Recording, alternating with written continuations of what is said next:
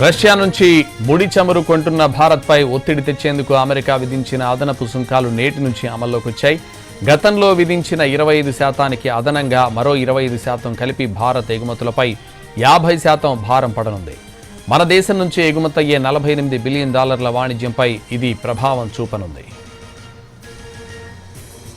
భారత్ నుంచి ఎగుమతయ్యే ఉత్పత్తుల్లో అదనపు సుంకాలు అమలయ్యే వాటిలో ముఖ్యంగా జౌళి వస్తువులు, దుస్తులు, జెన్స్ ఆభరణాలు, రొయ్యలు, తోలు వస్తువులు, చెప్పులు, జంతు ఉత్పత్తులు, రసాయనాలు, విద్యుత్, మెకానికల్ యంత్రాలు లాంటివి ఉన్నాయి. మరోవైపు ఔషధాలు, మెడిసిన్స్, ఇంధన ఉత్పత్తులు, ఎలక్ట్రానిక్ వస్తువులకు అదనపు సుంకాలు వర్తించవని తెలుస్తోంది.